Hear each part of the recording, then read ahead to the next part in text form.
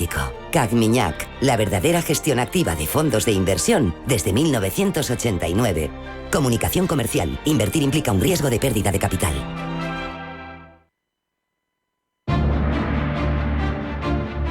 En Radio Intereconomía, Pulso Geopolítico. Análisis sobre los nuevos desafíos mundiales. Presenta Rafa Jiménez.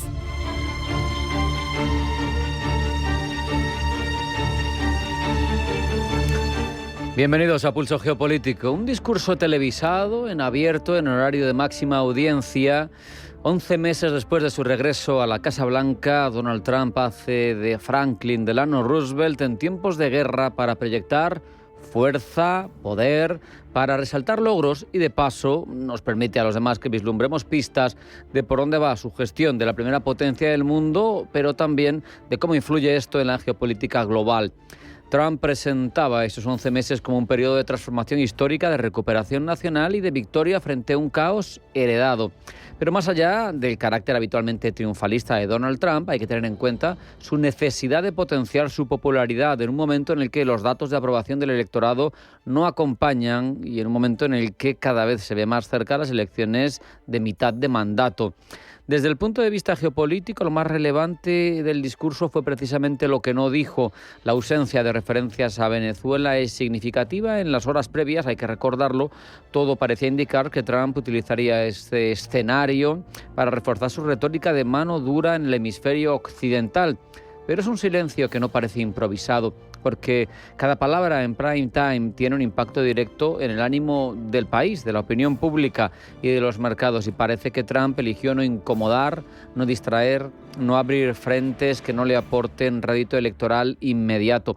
Pero eso no significa, no vayamos a equivocarnos, que Venezuela haya dejado de ser relevante para la administración Trump. Al contrario, precisamente como es un ámbito sensible, Trump lo separa del relato interno y lo gestiona desde otra lógica, la del poder duro, la de los hechos consumados y los mensajes más ocultos, más indirectos. Estados Unidos reivindica, lo sabemos, sin complejos su área de influencia, deja claro que no va a tolerar injerencias de otras potencias en su famoso patio trasero.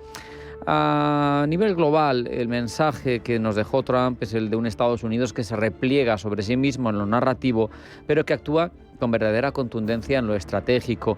Y aquí lo más relevante en este punto y con esa visión electoral en un relativo corto plazo, todo gira en torno al bienestar material del ciudadano de Estados Unidos. La política exterior es un elemento, en este caso, tangencial. Y este enfoque tiene, a su vez, consecuencias claras para el orden internacional, porque Estados Unidos no se presenta como garante de un sistema, lo hace como un actor, como casi una empresa que lo que busca es una optimización de beneficios. El discurso refuerza la idea de que Washington mira al mundo en función de lo que aporta a su bolsillo y a la estabilidad interna del votante estadounidense y que todo lo demás es secundario. Y esto es especialmente relevante si se tiene en cuenta, como digo, que las elecciones de mitad de mandato no están lejos y que esas elecciones funcionan habitualmente como un plebiscito para el presidente en ejercicio. Trump lo sabe, por eso su discurso está cargado de promesas futuras y además porque está en una situación dulce de poder en la que no le interesa perderlo. Sabe lo que es tener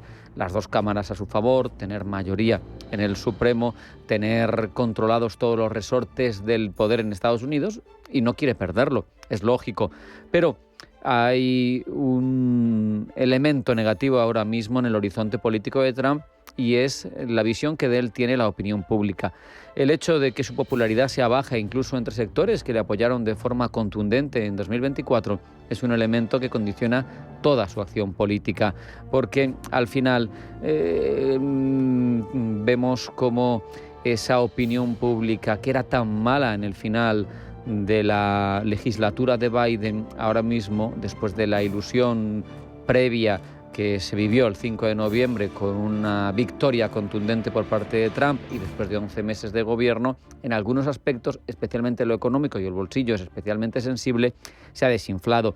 Al final, por eso, mira hacia adentro. Trump, mucho más que hacia afuera. La geopolítica es una herramienta en el que el orden internacional le importa al inquilino de la Casa Blanca en la medida en la que impacta en el precio de la gasolina, en el empleo o en la percepción de seguridad por cuestiones migratorias y similares, pero no tanto por lo que suceda en ese tablero global. Al final, más allá del esfuerzo de relaciones públicas, la imagen de estos 11 meses para el ciudadano estadounidense es de un presidente fuerte en sus actos, fuerte en su retórica, pero débil en la aprobación. No lo digo yo, tampoco lo dicen siquiera, que podría ser lógico, los medios demócratas. Un medio fuera de toda sospecha, como Fox, nos cuenta, de hecho, a partir de sus estudios propios, que 3 de cada 4 votantes tienen una visión negativa de la economía bajo el mandato de Trump. Y esto es un 6% peor de lo que tenía el propio Joe Biden, que ya de por sí era malo. Y eso le preocupa y mucho a Donald Trump.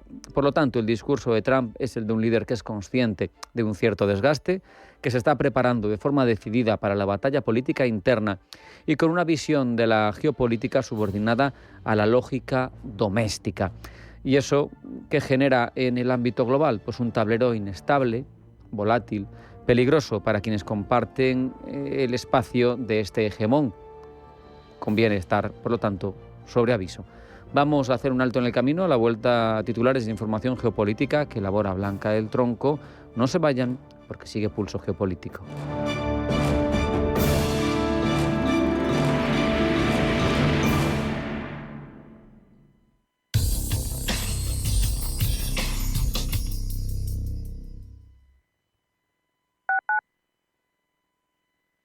Elysium Dental. El Dr. Ortega y su equipo combinan confianza, cercanía y profesionalidad. 2 clínicas accesibles en Madrid, Juan Bravo y Simancas. Entrar en Elysium es sentirte en buenas manos, comodidad y los mejores materiales, porque tu bienestar dental es nuestra prioridad real. elysiumdental.es. Radio Intereconomía. Información financiera en tiempo real. ¿Por qué ayudan los que ayudan? Trabajadores sociales, educadores, voluntarios, investigadores. A pesar de las dificultades, dedican su día a día a ayudar a los demás porque creen en la utopía de una sociedad más justa para todos. Porque lo imposible solo es un poco más difícil que las cosas difíciles. Fundación La Caixa. Creer para transformar. Atención inversor, únete al club de inversión de Grupos Eneas. Estamos especializados en la compra, reforma y venta de inmuebles y otros activos, ofreciendo rentabilidades muy atractivas. Coinvierte con nosotros. 91 639 0347. Grupos Eneas, tu aliado en la inversión.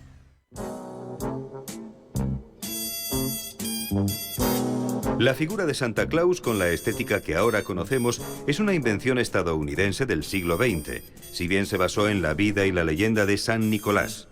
El nombre Santa Claus es una contracción de Sanctus Nicolaus y se refiere específicamente a San Nicolás de Bari, quien fuera obispo de Mira en el siglo IV, personaje de una enorme bondad y protector sobre todo de los niños. Actualmente se designa al mismo personaje en los distintos países como Santa Claus, Papá Noel o San Nicolás, aunque en ciertos lugares se celebra el 6 de diciembre, que fue el día en que falleció.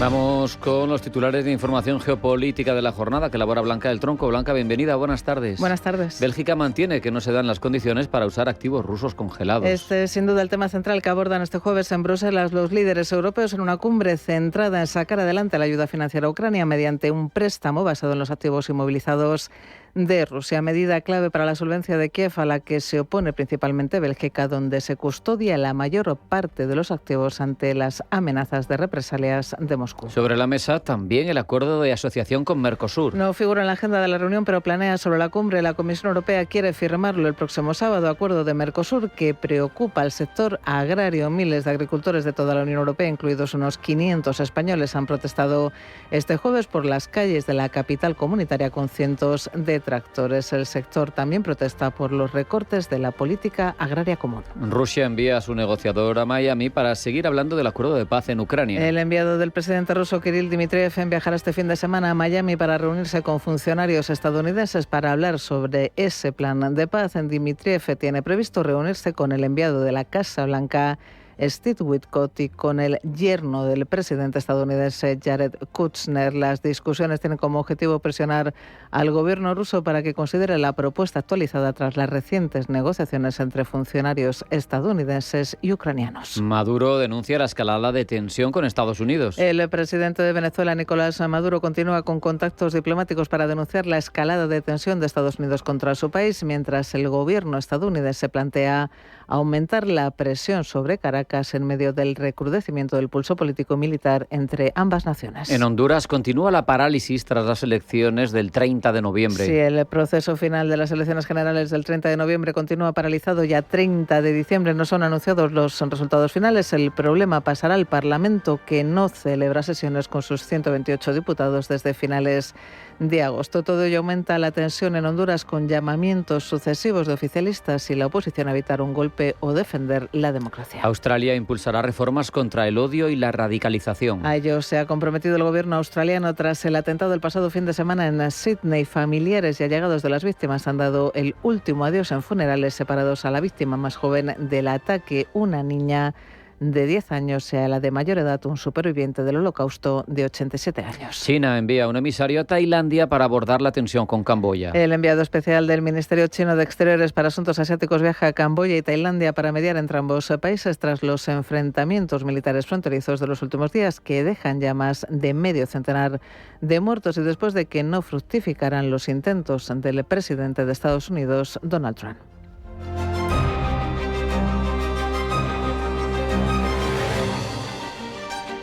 Ampliamos ya todas estas informaciones, Blanca. Consejo Europeo en Bruselas, el último del año, reunión en la que Ucrania y los activos rusos congelados marcan la agenda de los 27. Todo ello en un momento en el que la diplomacia y los planes de paz de Donald Trump no terminan de consolidar el final de la guerra. Now we have a simple choice. Either money today or blood tomorrow. O dinero hoy o sangre mañana, ha dicho el primer ministro polaco Donald Tusk, quien asegura: no hablo de Ucrania, solo hablo de Europa. La presidenta comunitaria Ursula von der Leyen también se ha mostrado contundente. Es imprescindible, dice, encontrar una solución financiera para Ucrania hoy mismo. We have to find a solution today. Tenemos que encontrar una solución hoy. El presidente del Consejo ha dicho, y lo apoyo, que no dejaremos al Consejo Europeo sin una solución para la financiación de Ucrania durante los próximos 2 años. Y las dos opciones, una de ellas debe acordarse este mismo año. El presidente del Gobierno, Pedro Sánchez, también ha hablado de la urgencia de encontrar ya una solución para Ucrania. Eso sí, Sánchez ha pedido unidad para hacerlo. Hemos hablado mucho, sobre todo desde el inicio de la guerra de Putin en Ucrania, de la necesidad de que Europa camine unida, tome decisiones unidas, en relación con múltiples asuntos, ya sea la crisis energética, en los inicios de la invasión, o ahora también en la decisión que tenemos que tomar, no solamente de inmovilizar, sino también de utilizar los activos congelados rusos para financiar a Ucrania en el año 2026 y en el año 2027. Y unidad es justo lo que no hay. El primer ministro belga avisa: siguen sin darse las condiciones, dice, para que cambie su negativa a utilizar la liquidez de los activos rusos congelados en suelo belga para financiar un préstamo de reparación a Ucrania de al menos 90.000 millones de euros, con el que cubrir las necesidades financieras y militares de los 2 próximos años. Tampoco se muestra favorable el primer ministro húngaro Viktor Orbán. En mi opinión, dice, los activos rusos congelados están muertos, es decir, anoche vi que hay suficientes países contrarios como para que se forme lo que llaman una minoría de bloqueo, así que creo que es un asunto perdido. Puede que todavía haya intentos, pero no hay ninguna posibilidad de que se consiga una mayoría. Creo que este tema, dice Orbán, ha salido de la agenda. División en la Unión Europea que lleva al presidente ucraniano a pedir auxilio. Asegura Zelensky que Kiev se verá hoy en un gran problema si la Unión Europea rechaza utilizar los activos congelados.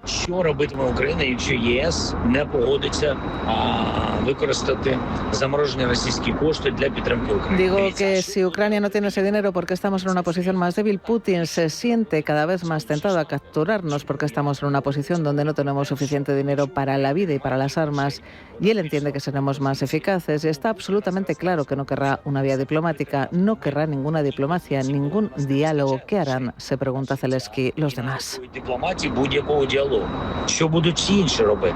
Pero ¿por qué Bélgica y otros socios europeos se muestran en contra de esta opción? ¿Qué teme Bélgica, Rubén Gil? Bélgica tiene miedo, aunque no solo miedo político. Se opone a que se usen los activos rusos congelados por temor a riesgos legales y económicos. Teme además enfrentarse solo a las consecuencias. La mayor parte de esos activos rusos congelados, casi 200.000 millones de euros, está bajo custodia en una institución financiera con sede en Bélgica llamada Euroclear. Eso significa que cualquier decisión sobre ese dinero impacta directamente en el país y en esa institución. Bélgica teme que usar esos activos como garantía e incluso liberarlos para apoyar a Ucrania pueda ser considerado confiscación por parte de Rusia, que ya ha iniciado, por cierto, un proceso legal contra Euroclear por congelar sus fondos. Si pierde ese proceso legal, Bélgica e incluso esta institución podrían tener que pagar sumas enormes, incluso mucho más de lo que valen los activos. Bélgica teme también contramedidas económicas, teme represalias contra empresas e inversiones, lo que podría poner en peligro la estabilidad económica del país. El gobierno belga cree además que usar esos activos podría dañar la confianza en el sistema financiero europeo, sobre todo porque Euroclear es un actor clave internacional. Según Bélgica, si otros países ven que activos congelados pueden usarse para fines políticos, podrían retirar dinero de bancos europeos, lo que afectaría a la estabilidad del euro como moneda de reserva y a la confianza de la banca. Y lo que es más importante, la decisión de oponerse a la utilización de los activos rusos congelados no es exclusiva del gobierno belga. Hay una mayoría de ciudadanos de aquel país que también se oponen a que ese dinero se use de forma directa por miedo a consecuencias económicas o políticas internas. Aunque la decisión de utilizar los activos rusos congelados es exclusiva de la Unión Europea, no está de más ver qué opina Estados Unidos de todo esto. Manuel Fernández Avilés. Como en muchos otros asuntos, Estados Unidos no se ha quedado callado. La administración Trump se ha mostrado claramente en contra de la propuesta de la Comisión Europea de analizar los activos rusos congelados para financiar a Ucrania. Creen que usar estos fondos podría prolongar el conflicto porque reduce la presión sobre Rusia para negociar por la paz. Desde la administración Trump advierten además que si confiscan estos activos tendrían que devolverlos o compensarlos legalmente, lo cual podría perjudicar la credibilidad financiera de Occidente. Sin embargo, internamente en Estados Unidos ya existen leyes que permiten usar activos rusos confiscados bajo su jurisdicción para ayuda humanitaria o reconstrucción en Ucrania. La utilización de los activos rusos congelados se centra, como vemos, el debate, pero son dos las opciones que la Comisión Europea ha puesto sobre la mesa para financiar a Ucrania. Una, como decimos, la utilización de los activos rusos congelados para un préstamo de reparación. La otra sería una alternativa más tradicional, que la Unión Europea pida prestado en los mercados internacionales, como hizo con el plan de recuperación post-COVID, y use esos fondos para ayudar a Ucrania. Esto implicaría emitir bonos o préstamos europeos respaldados por todos los países. Países como Hungría, sin embargo, ya han amenazado con vetar este enfoque. Ya tenemos sobre la mesa la decisión de tipos del Banco Central Europeo. Los mantiene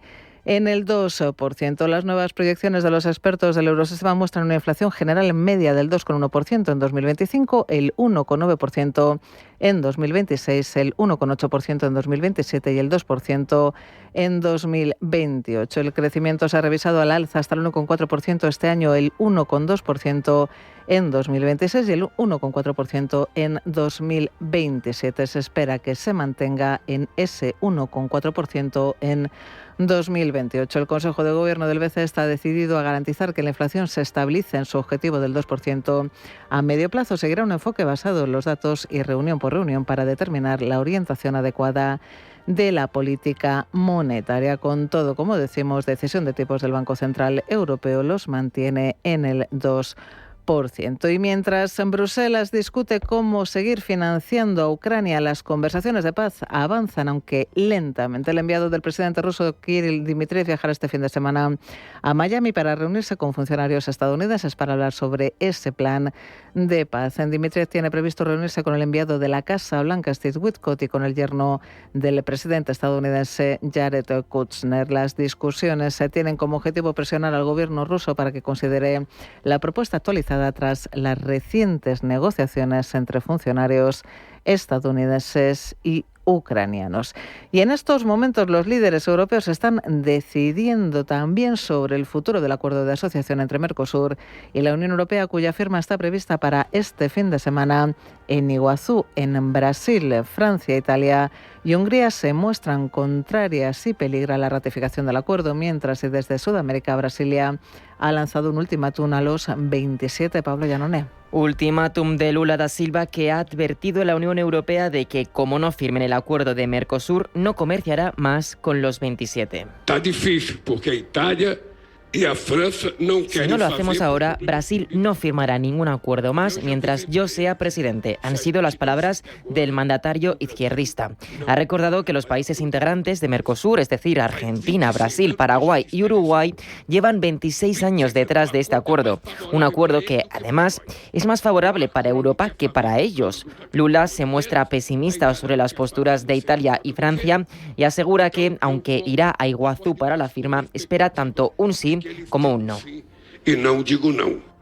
Ultimátum que desde luego presiona a Bruselas, consciente de que Lula tiene razón en que el Tratado de Mercosur es un acuerdo bastante favorable para Europa, teniendo en cuenta la dimensión del mercado latinoamericano. En un momento de incertidumbre económica, Europa necesita reducir sus dependencias y diversificar sus opciones. A su llegada a la cumbre de Europa de hoy, Pedro Sánchez ha sido claro al respecto. Este acuerdo comercial es el primero de otros tantos que deben de venir para que Europa gane peso geoeconómico y peso geopolítico en un momento en el que se está cuestionando por parte de adversarios claros, como es el caso de Putin, o incluso también de aliados tradicionales, como es el caso de la administración estadounidense. Creo que Europa debe abrirse a estos acuerdos comerciales.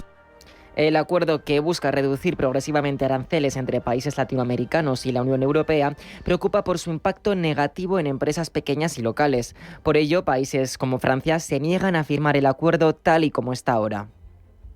Mais nous ne pouvons pas accepter de sacrifier la El presidente galo Emmanuel Macron asegura que no pueden renunciar a la coherencia de su agricultura, de sus alimentos, ni de la seguridad alimentaria de sus compatriotas. El mandatario francés recalca la necesidad de implementar una cláusula de salvaguardia que pueda frenar la asociación en caso de que los mercados se desestabilicen. Este asunto todavía no se ha votado ni parece que vaya a votarse en los próximos días antes del sábado, por lo que, de momento, parece poco probable que se firme finalmente en Iguazú. Similar es la postura de Italia y Alemania. Hungría, por su lado, rechaza de lleno el acuerdo. Sin matices, disidente es Viktor Orbán.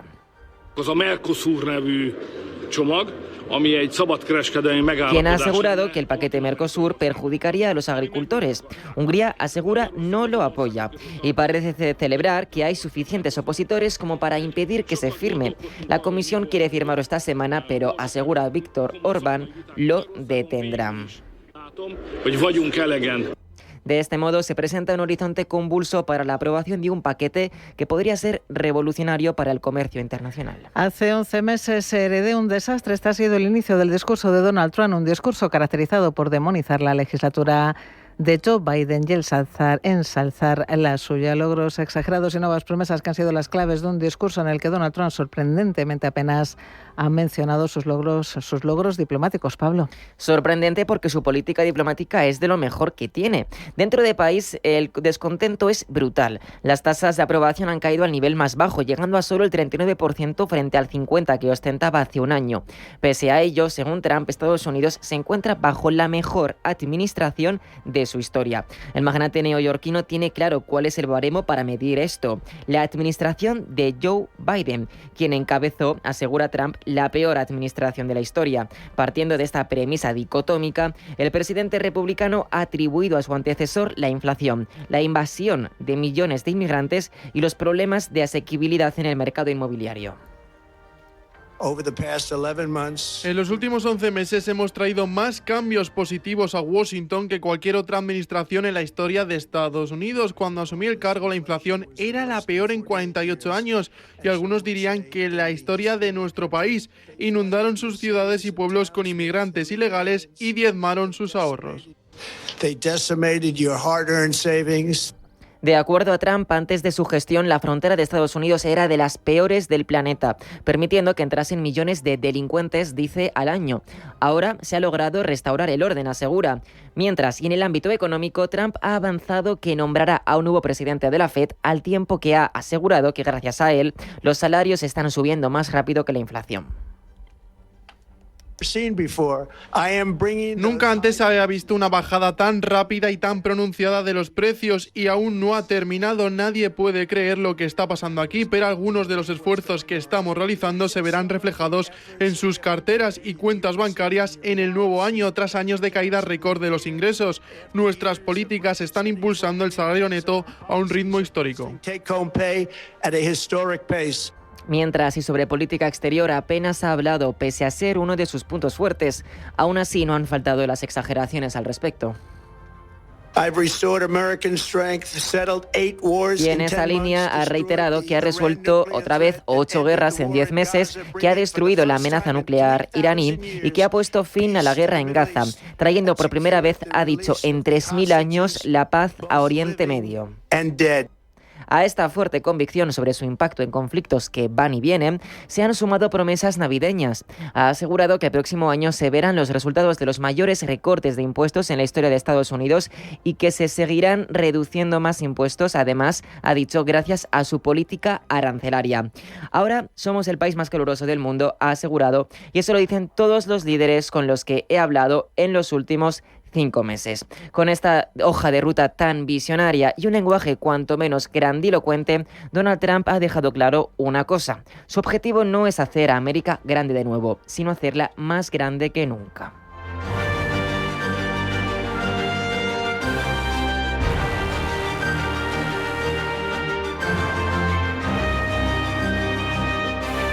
En Radio Intereconomía, Pulso Geopolítico.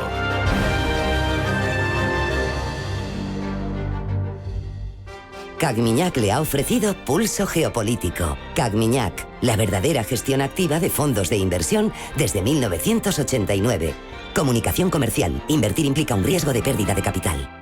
No todas las gestoras son iguales. Desde 1989, Cagmiñac ha ofrecido a los inversores una gestión verdaderamente activa y basada en sus convicciones, ayudándoles a alcanzar sus objetivos a largo plazo. A lo largo de nuestra historia, hemos desafiado el consenso y descubierto oportunidades de inversión allá donde se encuentren, explorando todas las posibilidades. Cagmiñac, 35 años de verdadera gestión activa. Más información en cagmiñac.es. Comunicación comercial. Invertir implica un riesgo de pérdida de capital. Lo de viajar estando jubilado sale bastante bien, pero si luego vas a Roma todo es carísimo. Más los souvenirs para mis hijos, mis nietos... Pero aún estás así, ¿eh? Que no llegas a tu boda. Ay, vale. Si te preocupas demasiado por el futuro, te pierdes el presente. Deja que los planes de pensiones de Mapfre se ocupen de tu futuro. En el momento de la verdad, ¿a quién elegirías? Mapfre, tu referente en planificación financiera. Si elegir es ahorrar for you, ahorra todas las semanas con ofertas como Rape entero por solo 11,49 € el kilo y Gambón extra grande por solo 9,99 € el kilo. El domingo día 21 abrimos nuestros hipermercados de Castilla y León de 10 a 22 horas. Carrefour, todos merecemos lo mejor, al mejor precio. Bontobel Asset Management. Calidad suiza con el objetivo de obtener rendimientos superiores a largo plazo. En Bontobel Asset Management siempre estamos a la vanguardia de las inversiones activas en bonos y acciones. Para más información, entre en nuestra página web bontobel.com/am. Bontobel Asset Management, su especialista global en fondos de inversión. Prepárate para regresar a Pandora. Avatar, Fuego y Ceniza llega a Cine Yelmo este 19 de diciembre con todas las sesiones en HFR. Disponible en todos nuestros cines, salas Premium, Luxury, Macro XE, 4D, 3D, Dolby Atmos y también versión original. Siente cada latido, cada destello, cada batalla. Consigue ya tus entradas en yelmocines.es o en nuestra app. Si te gusta el séptimo arte, Vivir de Cine es tu programa. Dirigido y producido desde Hollywood por José Ignacio Cuenca y presentado por María Ayer. Toda la actualidad del cine, estrenos, festivales y críticas, sin olvidar los clásicos. Los viernes a las 12 de la noche, Vivir de Cine, en Radio Intereconomía.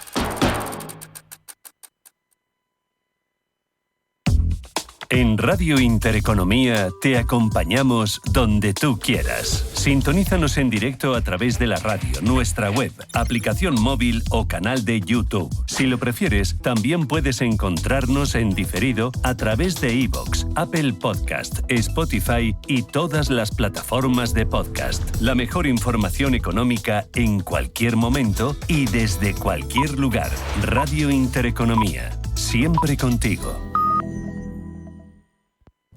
The ECB. Central bank governors. Inflation expectations. The main risk. Negative interest rates. Monetary policy. The ECB is ready to do whatever it takes to preserve the euro. And believe me, it will be enough. The euro does not belong to the ECB, however well it serves it. It belongs to them, to the people of Europe.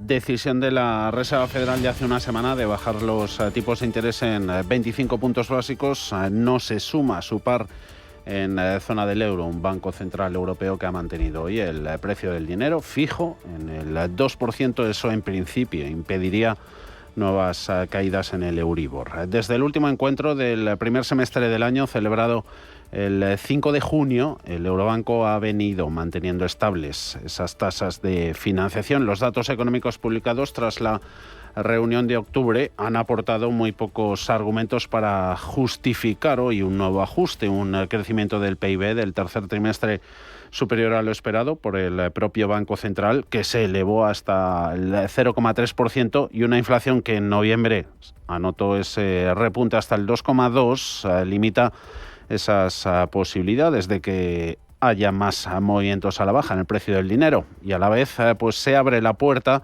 al debate sobre posibles subidas el año que viene, posibilidad que ponía esta semana sobre la mesa la alemana Isabel Schnabel. Tipos estarían ya en su tasa de interés neutral, un nivel que ni estimula ni frena la economía y que reduce aún más los motivos para modificar la política monetaria. De todo ello iremos hablando en este especial la reunión del Banco Central Europeo en Radio Intereconomía. Gemma González, buenas tardes. Buenas tardes, Javier. Lo primero, esa decisión que dice el comunicado que conocíamos hace poco más de cuarto de hora. El Consejo de Gobierno ha decidido este jueves mantener sin cambios los 3 tipos de interés oficiales del Banco Central Europeo. Un Consejo de Gobierno que sigue decidido a garantizar que la inflación se estabilice en su objetivo del 2% a medio plazo. Seguirá un enfoque basado en los datos y reunión por reunión para determinar la orientación adecuada de la política monetaria.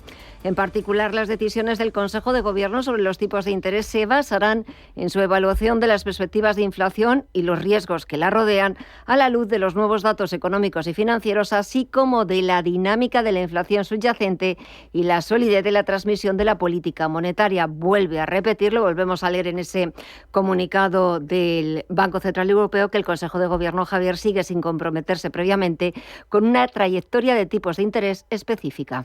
Y luego esta decisión ha venido acompañada, Gemma, de previsiones hasta el año 2028. Así es, las nuevas proyecciones de los expertos del Banco Central Europeo muestran una inflación general media del 2,1% este año, 1,9% en 2026, 1,8% en 2027 y el 2% en 2028. Para la subyacente, los expertos proyectan una media del 2,4% este año, 2,2% 2026, 1,9% 2027 y 2% 2028. La inflación se ha revisado al alza para el año que viene, principalmente porque los expertos esperan ahora que la inflación de los servicios disminuya a un ritmo más lento. En cuanto al crecimiento, también hay una revisión al alza porque se espera 1,4% este año, 1,2% el año que viene, un 1,4% en 2027, que se espera que se mantenga en ese ritmo de crecimiento, 1,4% también para 2028. Vamos con el primer análisis de la tarde. Saludamos a José Basaguiti, economista, CEO y fundador de Trading Pro. José, ¿cómo estás? Muy buenas tardes. Muy buenas tardes. ¿Cómo estamos? ¿Qué valoración haces de esta decisión del Eurobanco? Bueno, pues decisión aburrida, por decirlo de alguna manera. No ha dejado grandes titulares el Banco Central Europeo. Tampoco lo esperábamos, así que bueno, se mantienen las tasas y quizás sí algo reseñable. Y es que desde mi punto de vista, las expectativas de futuros recortes se han vuelto muy hawkish, es decir, no aparecen por ningún lado. Entonces, vemos cierta divergencia entre la actuación o la futura actuación de la Reserva Federal y lo que planea hacer el Banco Central Europeo. Esto previsiblemente va a hacer que se estrechen los tipos, a priori bueno para el euro. De hecho, estaba ahora subiendo la divisa contra el dólar, ha tenido una vela bastante alcista al conocer, como digo, esta expectativa. Y eso que, como yo siempre defino al Banco Central Europeo, es una sucursal de la Reserva Federal, que es el Banco Central del mundo, ¿no? Y el euro es un derivado del dólar. Pero a mí me ha sorprendido bastante porque ahora sí que parece tomar caminos opuestos, ¿no? La Reserva Federal, a priori, esto no lo sabemos, ¿no? Pero va a seguir con su política de recorte de tipos, más todavía si llega alguien cercano a Trump a la presidencia. Y sin embargo, va a escuchar a Christine Lagarde ahora, pero el BCE parece que no va a recortar más tipos y quizá tengamos hasta subidas, como algún economista ya está planteando, en 2026. No es mi previsión, pero desde luego sí que una pausa, porque parece que tiene las cosas controladas, esperan esa inflación en el 2% en 2027-2028, entonces no tiene por qué tocar nada y quiere dejarse pues una carta, algo de munición, por si algo se estropea, sobre todo a nivel económico, pues poder estimular la economía con más recortes en caso de que sea necesario. Así que bueno, creo que correcto, nada reseñable del todo, aunque bueno, quizá esto sea lo más importante, lo que hemos comentado. José, muy buenas tardes, ¿qué tal estás? Muy buenas, muy bien, aquí con ganas de Navidad ya. Con ganas de Navidad en esta última reunión del año del Banco Central Europeo. Te iba a preguntar precisamente, aunque creo que ya nos has contestado, que con el escenario que dibujan ahora las nuevas proyecciones macroeconómicas, tanto de inflación como de crecimiento, si veías necesidad de nuevos ajustes el año que viene. Luego hablaremos de Isabel Schnabel, de la alemana, pero con esas nuevas previsiones al alza, tanto de crecimiento como de la inflación. Sí, ligeramente al alza, en crecimiento se esperaba, suele ser optimista el Banco Central Europeo, más que sus ciudadanos, yo creo, y bueno, pues tiene un crecimiento algo mejor, pero sigue siendo exiguo. Entonces yo siempre defiendo que realmente el papel del Banco Central Europeo, bueno, en general de cualquier banco central, a la hora de estimular la economía es mínimo, ¿no? Creo que aquí la política fiscal es mucho más importante y creo que los gobiernos se están dando cuenta. De ahí que estemos ahora mismo aplicando pues mucho estímulo y mucho déficit contra una política más o menos estricta o por lo menos normalizada, ¿no? Creo que están aplicando ya esas teorías más keynesianas de que tiene que ser el gobierno, cuando el sector privado no responde, el que al final acabe trabajando. Yo no estoy de acuerdo con esto, pero desde luego es lo que parece que está aplicando la Unión Europea, ¿no? Entonces, bueno, pues de cara a mejorar el crecimiento, el BCE se va a apartar, quizá guardamos esa munición de futuros recortes, que esto no va a ayudar nada, porque los problemas no están en más o menos intereses, o que esté más o menos caro el dinero, sino en pues unos problemas estructurales que ya definía Mario Draghi muy bien, y yo siempre lo recuerdo porque Mario Draghi fue expresidente del BCE. Es un tipo que conoce muy bien la política monetaria y fiscal y sabe perfectamente el problema que tiene Europa.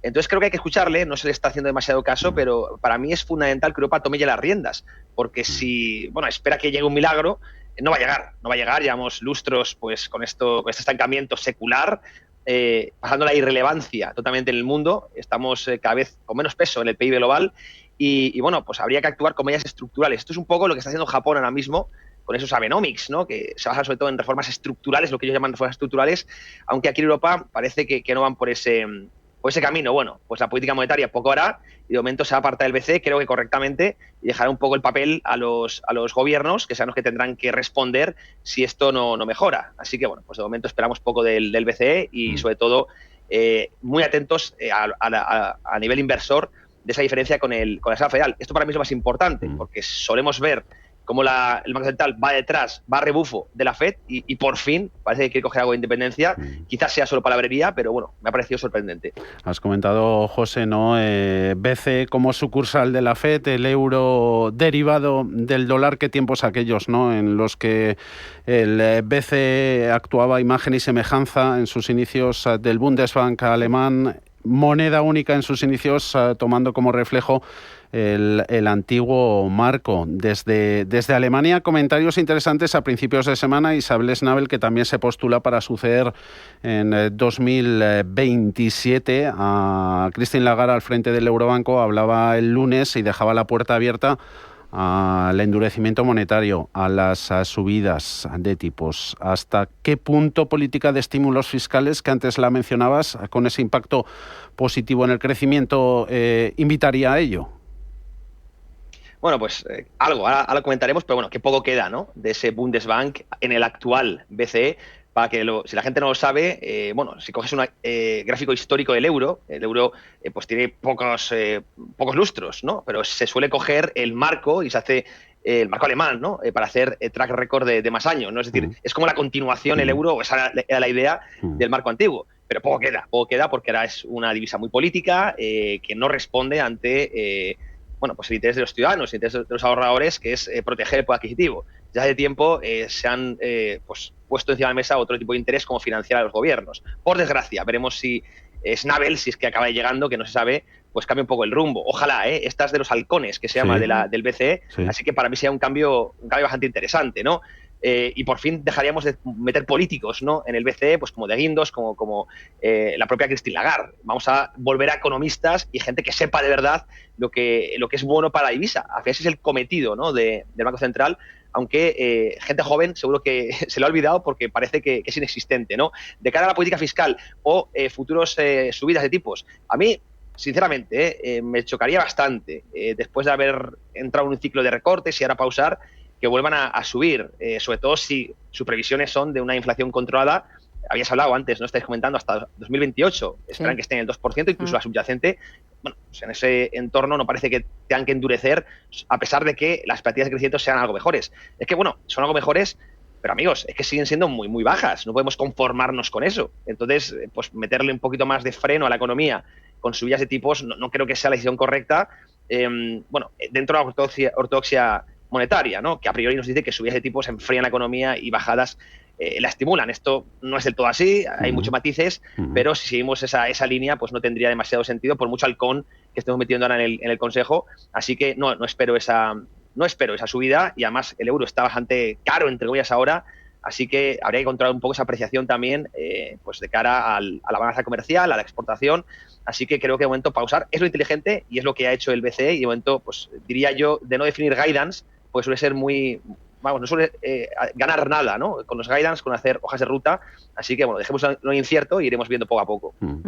Precisamente, parece que al Banco Central Europeo le está haciendo el trabajo contra la inflación, ese fortalecimiento del euro que estabas hablando, ese efecto desinflacionario del fortalecimiento del euro y el desvío de las exportaciones chinas hacia Europa. Volviendo un poco al comentario que hacías al principio entre Banco Central Europeo y Reserva Federal Norteamericana, ¿puede o debe el Banco Central Europeo abstraerse de la situación en la que se mueve el Banco Central americano? Bueno, buena pregunta, muy buena, de hecho. Yo creo que realmente es muy difícil que lo haga, porque no olvidemos que la divisa hegemónica y la que se usa a nivel comercial y financiero es el dólar. No solo el dólar dentro de Estados Unidos, sino en todo el sistema eurodólar o dólar offshore, si lo queréis, pues todo el entramado de banca en la sombra, pues al final son todo pasivos, ¿no?, del dólar. pasivos bancarios, y bueno, pues es muy complicado que realmente el BCE pueda caminar por libre, ¿no? Sobre todo en esta arquitectura financiera que tenemos. Otra cosa es que quiera crear su propia arquitectura, pero eso es muy complicado, al igual que China, ¿no? Al final todos los bancos centrales del mundo, incluido el BCE, tienen que seguir un poco la estela de la Reserva Federal, porque dependen del dólar, porque la financiación, el sistema de intermediación, el comercio, dependen del dólar. Entonces, pues no se pueden desviar mucho. No pasa nada porque puntualmente tomen políticas contrarias, como parece que va a hacer el BCE, pero a medio y largo plazo, de forma más crónica, sí que tienen que ir un poco a rebufo, ¿no? Fijaos Japón, lo que le está pasando. Es un ejemplo muy claro, ¿no? Japón está en la otra parte del ciclo, está subiendo tipos, ahora está bajando tipos la Reserva Federal y está provocando un caos tremendo a nivel bursátil con el desmantelamiento del carry trade, muchos inversores colgados, hay que repagar préstamos en yenes, destrucción de liquidez. Eso está generando volatilidad en las bolsas, también en el mercado de bonos, y esto es por tratar de hacer una política un poquito contraria. Así que, bueno, se puede intentar, pero al final todos van a acabar bajo la bota, ¿no? Como siempre digo yo, de la Reserva Federal, que no es el Banco Central de Estados Unidos, sino es el Banco Central del mundo. Así que se alaba la independencia, el intento de independencia, pero por desgracia creo que todos estamos condenados a seguir un poco a la Fed. Queramos o no, ¿no? Estamos sujetos al huracán Trump, a su Banco Central también cada vez más político. Eso lo ha dicho sin decir últimamente Lagarde, ¿no? Que parte del cóctel de riesgos nace de políticas económicas y de su implementación al otro lado del Atlántico, ¿no? Eso puede estar explicando también el relativo confort, la relativa comodidad que se transpira, ¿no? Desde esa torre de Frankfurt, dado que el escenario mundial es tan volátil, tan imprevisible, pues razón de más para ni moverse ni para dar señales de querer hacerlo. Ya se encargarán otros probablemente de agitar el tablero de variables exógenas de fuera que puedan influir en la política del BCE, más allá de la Fed. ¿Qué puede estar jugando ahí? Bueno, pues sobre todo el tablero geopolítico creo que es importantísimo, la guerra entre Rusia y Ucrania. Se reunió por fin la Unión Europea junto a Estados Unidos y Ucrania. La Unión Europea, que no pintaba nada, pero se quiso sentar en la mesa, se quiso hacer la fotografía, y bueno, vamos a ver en qué acaba. Yo soy muy escéptico, por cierto, en que vayamos a tener una paz, por desgracia. A Rusia no le interesa, que es el actor principal, es el que va ganando la guerra, no lo olvidemos, sobre todo en el frente. El invierno le viene muy bien, entonces, bueno, pues creo que esto hasta primavera, siendo muy optimistas, no tendremos noticias. Entonces esto de momento será una variable que habrá que vigilar, pero de lejos. Y esto, claro, sí que importa de cara al comercio. El euro, bueno, es muy volátil en función de lo que haga la guerra, muy volátil. Entonces es un evento que tenemos que seguir muy de cerca. Y por supuesto China, lo estabais comentando, un factor ahora positivo para Europa es la importación de deflación de China, por decirlo en términos económicos. Esto le ayuda mucho a reducir sus tensiones de precios y también, pues ahora mismo esos niveles altos del euro, en torno a 1,18, incluso 1,19, hemos visto recientemente frente al dólar, pues también dejan cierto margen. Yo creo que está en una buena posición ahora mismo el BCE, están más tranquilos, van a comer el turrón, por decirlo de alguna manera, con más relax que Jay Powell, y bueno, pues tendrán que vigilar este tipo de eventos, China, Ucrania, por supuesto, lo que hace la Reserva Federal, pero como digo, de momento tiene una posición algo más privilegiada o más tranquila que otros bancos centrales. El evento que ahora nos toca seguir es esa rueda de prensa de Christine Lagarde, ya va a dar comienzo. José, muchísimas gracias, como siempre, feliz Navidad, un abrazo fuerte. Pásalo bien. Igualmente, feliz Navidad a los dos. Gracias. Chao, igualmente. Enseguida empieza a hablar Christine Lagarde, un minutito para dar cuenta, Gema, de datos importantes en Estados Unidos. Esa inflación allí sorprende al moderarse con fuerza en noviembre hasta el 2,7% versus el 3,1% esperado y el 3% de septiembre, igual que la subyacente. También en el plano laboral caen peticiones semanales de subsidios por desempleo, como se esperaba. Noticias positivas para los mercados. Inflación se sitúa por debajo del 3 y cifras de peticiones se moderan. Conjunto de estos datos no apoyan más recortes de tipos por parte de la Reserva Federal, eso que no ha hecho hoy el Banco Central. Futuros sobre índices americanos acelerando hasta el más 0,7% en bolsa americana, más 1,2% sube ya tecnología, mientras que el rendimiento del bono americano a 10 años retrocede 3 puntos básicos hasta el 4,13 y el euro-dólar vuelve a estar plano después de esa volatilidad que dejaba decisión sobre tipos del BCE, el BCE de Christine Lagarde, a quien ya escuchamos. 2.4% in 25, 2.2% in 26, 1.9% in 27 and 2% Estamos escuchando in 28. a la presidenta del Banco Central Europeo, Christine Lagarde, está hablando de la decisión que ha tomado hoy el Consejo de Gobierno del Banco Central Europeo, última reunión del año de este 2025, sin sorpresas, deja los tipos de interés sin cambios, 2%, pero lo que también interesaba en esta última reunión del año era la previsión de las nuevas previsiones, tanto de inflación como de crecimiento. Nuevas previsiones que apuntan al alza en cuanto a la inflación. Esperan ahora una inflación general media del 2,1% este año, que bajaría al 1,9% en 2026, al 1,8% en 2027, para repuntar al 2% en 2028. Para la inflación que excluye energía y alimentos, la subyacente, los expertos proyectan una media del 2,4% este año, del 2,2% en 2026, del 1,9% en 2027 y del 2% en 2028. ¿Por qué esta revisión al alza? Lo estaba explicando Christine Lagarde, principalmente porque los expertos esperan ahora que la inflación de los servicios disminuya, pero que lo haga a un ritmo mucho más lento. Con el crecimiento económico esperan que sea más fuerte que en las proyecciones de septiembre, impulsado especialmente por la demanda interna, un crecimiento que se ha revisado al alza hasta el 1,4% este año, el 1,2% en 2026 y el 1,4% tanto en 2027 como en 2028.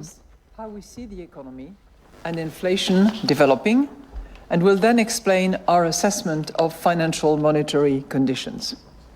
Una Christine Lagarde que recuerda, Gemma, que el Consejo de Gobierno tiene esa determinación, ¿no?, de asegurar que la inflación se estabilice en su objetivo del 2% a medio plazo, que va a aplicar ese enfoque siempre dependiente de los datos, es en el que insiste Lagarde, las decisiones se adoptan en cada reunión para determinar, dice la francesa, esa orientación apropiada de la política monetaria. En particular, dice Christine Lagarde, esas decisiones del Consejo de Gobierno sobre tipos de interés se van a basar en la valoración que haga de las perspectivas de inflación, también de los riesgos a los que están sujetas, teniendo en cuenta los nuevos datos económicos y financieros, la dinámica de esa inflación subyacente y la intensidad de la transmisión de la política monetaria. Vaya, que el Consejo de Gobierno no se compromete de antemano con ninguna senda,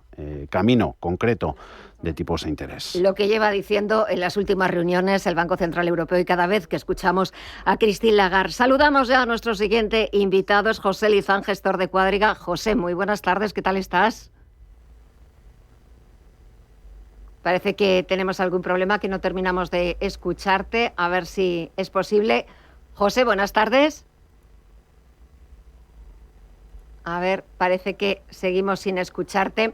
Enseguida van mis compañeros, los técnicos, a intentar que se oiga el sonido.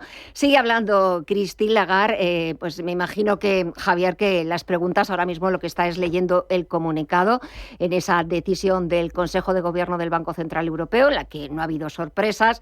Me imagino que le preguntarán por esas nuevas previsiones al alza de la inflación. También quizás a lo mejor por los comentarios que hemos leído esta semana. Por una parte, ya lo comentábamos con José Basagoiti, sobre las declaraciones de Isabel Schnabel, de la alemana, de que el futuro movimiento de los tipos en 2026 sería una subida de los tipos y no una bajada. Unas declaraciones que venían de alguna forma a contradecir a las declaraciones de otro miembro del Consejo de Gobierno del Banco Central Europeo, las del francés François de Villeroy, el gobernador del Banco Central de Francia, que ni quiere oír hablar, Javier, de ninguna subida de tipos, sino de esa pausa, como ya ha hecho el Banco Central Europeo, o incluso, pues quizás a lo mejor de alguna rebaja, pero a diferencia de Schnabel, pues Villeroy no quiere ni oír hablar de futuras subidas de tipos. Seguimos, aunque ahora mismo tampoco podemos escuchar a Christine Lagarde, pero cierto es que durante su reunión, recuerden, en julio ya el BCE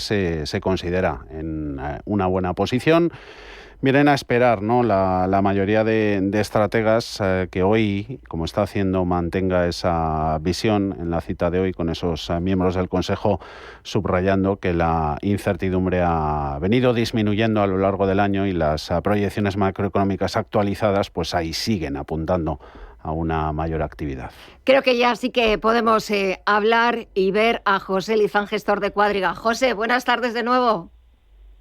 Hola Gemma, ¿qué tal? Muy buenas tardes. ¿Qué tal estás? ¿Todo bien? Todo bien, todo bien. Bueno, también todo bien en el Banco. También todo bien en el Banco Central Europeo. ¿Qué te ha parecido la decisión de hoy? Pues que el mundo es maravilloso, ¿no? Ojalá se cumpla el escenario de Christine Lagarde, ¿no? De una reaceleración de la economía con una inflación controlada por debajo del 2%, aunque se prevea un cierto repunte, ¿no? Pero ojalá se cumpla ese escenario con sobre todo en España no lo hemos notado tanto, pero los 2 últimos años en el norte de Europa ha sido muy duro, ¿no? Ha sido una contracción muy, muy fuerte, toda la exposición de la economía alemana al sector industrial, la oferta que está llegando de producto chino, que sí que es verdad que está ayudando a bajar las presiones inflacionistas, ¿no? Y un euro tan fuerte también lo está haciendo, y un petróleo a la baja y un gas a la baja también son buenos datos para la inflación, pero desde luego la actividad industrial y un repunte del sector servicios y que la economía se reacelere en un entorno en el que el empleo está aguantando muy bien, pues sería un mundo ideal, ¿no? Como las canciones de los niños de Disney, ¿no? Como se suele decir. O sea que ojalá se cumpla ese escenario, y desde luego habría sido un éxito para el Banco Central Europeo, ¿no? Que subió los tipos de interés con dureza cuando tuvo que hacerlo, los ha bajado con rapidez y con mucha más celeridad que lo ha hecho la Reserva Federal, y desde luego pues el escenario ha sido pues de un soft landing muy importante, ¿no? Y sobre todo de una normalización monetaria que a cualquiera que nos lo hubiera dicho, oye, cuando se acabe la política de tipos cero, de tipos negativos, los tipos pasen de tener menos 0,5 a por encima del 4% en algunos momentos, y no se destruya empleo y las economías no se metan en recesión, hubiéramos firmado todos con los ojos cerrados, ¿no? Y yo creo que desde luego ha sido todo un éxito la salida hacia la normalización. También es verdad que ha venido apoyada de un impulso fiscal al unísono por parte de los gobiernos muy, muy importante, ¿no? Incluso Alemania se ha atrevido en el tramo final a lanzar un plan de estímulo fiscal, y eso es lo que ha dado ese sustento en un momento de tensión monetaria, ¿no? Y bueno, yo creo que el sector privado sí que es verdad que llegó con los deberes hechos, muy desapalancado, muy desendeudado. Aprendimos mucho la fuerza Orcan, solemos decir nosotros, ¿no? Que desde el 2008 nos enseñó mucho con el endeudamiento, y no ha sido tan dañino esa subida de tipos de interés, ¿no? Y sí que ha permitido controlar la inflación, ¿no? Así que ceteris paribus, como solemos decir los economistas, ¿no? Es el mundo ideal. El mundo ideal, haber controlado la inflación, haber normalizado la política y subir previsiones de crecimiento. En ese mundo ideal, José, es ideal empezar a reconocer por parte del BCE ese final del ciclo de relajación. ¿Está el entorno diseñado para ello, o aún menos la posibilidad de subidas de tipos? Bueno, yo creo que han dicho un wait and see, ¿no? Y data dependen, como suelen decir, de todos los bancos centrales, pero sí que es verdad que ver bajadas subiendo estimaciones de crecimiento y hablando de un repunte de la inflación del sector servicios va a ser complicado que las veamos. Yo me imagino que serán reticentes a subirlos, ¿no? Porque están cómodos en la situación actual, pero cualquier desviación, si de verdad se produce una reaceleración económica, cualquier desviación en datos de inflación, pues probablemente dé argumentos a los halcones para repuntar. Pero yo creo que probablemente tengamos pues 2 trimestres, 3 trimestres en los cuales van a dejar un poquito correr, ¿no? Y ver venir y ver qué pasa. Desde luego bajadas no se ven en el horizonte, y subidas yo creo que van a esperar 2 o 3 trimestres por lo menos, salvo sorpresas en la inflación, para empezar un tightening, ¿no? Así que yo creo que lo normal será que tengamos 2 o 3 trimestres de calma en tipos de interés, y será positivo probablemente pues para los bancos, ¿no? Como lo estamos viendo, aunque ya está muy descontado, y probablemente malo para los yields de largo plazo de los bonos, que va a costar, si ya estaban en un mood de cierta tensión, ¿no? En todos los tramos largos, pues va a costar que se destensen, ¿no? Cuando ha subido estimaciones de crecimiento, y quizás un poquito al alza las estimaciones de inflación también, ¿no? Aunque sean moderadas y por debajo del 2%. José, en 10 segundos, BCE, Fed, Inglaterra, Japón, ¿qué banco central tiene posición más cómoda y cuál más comprometida? Yo creo que a priori, aunque lo está haciendo muy bien, Japón tiene la mayor patada caliente, porque son 30 años de tipos cero y de salida, ¿no? Y ahora va a subir al 0,75, y es una normalización monetaria mucho más agresiva, en el sentido de que son 30 años de tipos cero o tipos negativos, ¿no? Y salir de ahí, pues hay que hacerlo con muchísimo cuidado, como está haciendo el Banco Central de Japón. Y yo creo que la mayor patata caliente la tiene Inglaterra, porque tiene una economía con inflación decreciendo o parada, estancada, y con una política restrictiva, ¿no? Y probablemente el peor cuadro macroeconómico sea el inglés, pero por la dimensión, por los 30 años de historia y por lo que implica salir de esa normalización monetaria, para Japón es muy delicado, ¿no? Y por el carry trade del yen, que es el último bastión del carry trade en el mundo y que probablemente pues sea muy sensible también en tipos de los tipos de cambio. Bolsa de Londres, hoy excepción bajista en mercados europeos, perdiendo FTSE en un 0,18%, 9.756 puntos. Enseguida, luego en cierre de mercados también hablaremos, Gema, de decisión del Banco de Inglaterra. José Lizán, gestor de Cuadriga. Un abrazo, José, muy buenas tardes. ¡Feliz Navidad! ¡Feliz Navidad, Hasta Javier! pronto. José. Adiós.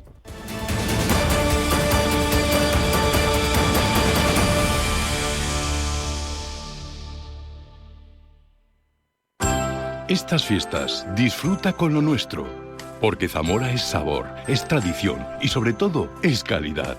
Cuando eliges productos de Zamora, apoyas a tu tierra y a quienes la mantienen viva. Estas fiestas, en tu mesa, la calidad de los productos zamoranos. Desde la Diputación de Zamora te deseamos a ti y a los tuyos una feliz Navidad. Radio Intereconomía.